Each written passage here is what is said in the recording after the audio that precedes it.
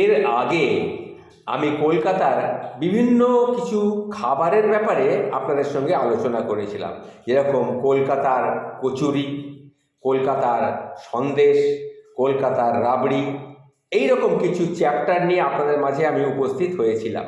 আজ আমি যে বিষয়টা নিয়ে আপনাদের কাছে উপস্থিত হচ্ছি সেটা হচ্ছে কালীঘাটের চ্যাপ্টা। কালীঘাটের চ্যাপ্টা এটা কি জিনিস? এটা হচ্ছে একরকম রসগোল্লার মতনই টেস্ট, কিন্তু রসগোল্লা নয়, এটা গোল গোল কিন্তু চ্যাপ্টা। এই মিষ্টিটা কিন্তু কালীঘাটেই মিলবে। 150 বছরেরও অধিক পুরনো হারান মাঝির দোকান। হাওড়ার দেউলটির বাসিন্দা হারানচন্দ্র মাঝি এই দোকানের প্রতিষ্ঠা করেছিলেন কালীঘাট মন্দিরের ঠিক পিছনেই। সেই থেকেই এই দোকান চলে আসছে 4 পুরুষ ধরে। এই দোকান থেকেই কালীঘাটের মায়ের ভোগের জন্যে মিষ্টি যায়।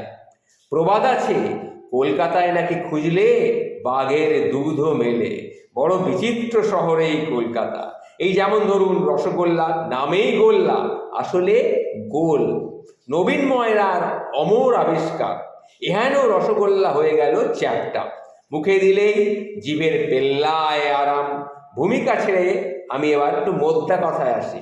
তো এই চ্যাপ্টা রসগোল্লার কলকাতার কোথায় পাওয়া যায়? এর ইতিহাসও বেশ প্রাচীন।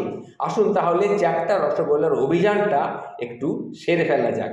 কলকাতার কালীঘাট মন্দিরের অদূরে দেবনারায়ণ লেনে রয়েছে এই দোকান। না, এই দোকানের কোনো পোশাকি নাম নেই কোনো সাইনবোর্ডও। এই দোকানের প্রতিষ্ঠাতার নামেই নাম। সেই কারণেই এটি হারান মাঝির মিষ্টির দোকান বলেই লোকের মুখে মুখে পরিচিত।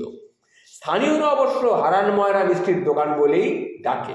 এই দোকানেই পাওয়া যায় এই চ্যাপ্টা রসগোল্লা। আসলে আমরা রসগোল্লা বলতে যেটা বুঝি সেটার আকার আলাদা। সেই মিষ্টির আসল নাম ক্ষীরমোহন।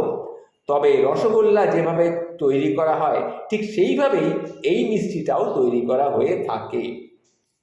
রসের পাকে কিছু পার্থক্য থাকলেও রসগোল্লা ঠিক আর ক্ষীরমোহন একইভাবে ফোটানো হলেও একটু পার্থক্য থাকেই। গোল না করে এটা চ্যাপ্টা, ওটা হচ্ছে গোল। সেই কারণে এই মিষ্টি চ্যাপ্টা রসগোল্লা নামে বিক্রি হয়ে থাকে অনেক সময়। 150 বছরেরও পুরনো এই হারান মাঝির দোকান। হাওড়ার দেউলটির বাসিন্দা হারানচন্দ্র মাঝি এই দোকানটা প্রতিষ্ঠা করেছিলেন কালীঘাট মন্দিরের ঠিক পেছনে। সেই থেকেই এই দোকান চলে আসছে 4 পুরুষ ধরে। বর্তমানে হাল ধরেছেন বুবাই মাঝি ও রাজু মাঝি। বুবাই জানালেন যে এই ক্ষীরমোহন বা চ্যাপ্টা রসগোল্লা রোজ 200 পিস করে বিক্রি হয়। অনেক দূর থেকে লোকজন এই মিষ্টিটা কিনতে আসে। অনেকে আবার এই মিষ্টি দিয়ে কালীঘাট মন্দিরে পুজোও দেন। হারান মাঝির দোকানের আরেকটি বিশেষত্ব আছে। এই দোকান থেকেই কালীঘাটের মায়ের ভোগের জন্য মিষ্টি যায়। অন্য সব কিছুর সঙ্গে এই দোকানের মিষ্টিও মা কালীকে নিবেদন করা হয় সন্ধ্যা আরতির সময়। বলা হয় হারান মাঝির মিষ্টি খেয়ে নাকি মা কালী শয়নে যান। 4 পুরুষ ধরে ব্যবসা চললেও এই দোকানের অন্দরসজ্জা এখনো কিন্তু সেই পুরনো আমলের মতোই রয়েছে। ঝকঝকে তকতকে কোনো ব্যাপার নেই।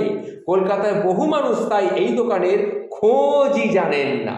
তাই এই দোকানের সঙ্গে অনেকেরই পরিচয় নেই, সঙ্গে জানেন না এই দোকানের মাহাত্ম্যের কথা। তাই আমি এটা জানতে পারার পর আপনাদের সামনে একটু তুলে ধরার চেষ্টা করলাম। যদি আপনাদের এই মাহাত্ম্যটি ভালো লেগে থাকে তাহলে শেয়ার করে সবার কাছে একটু জানিয়ে দেবেন। নমস্কার।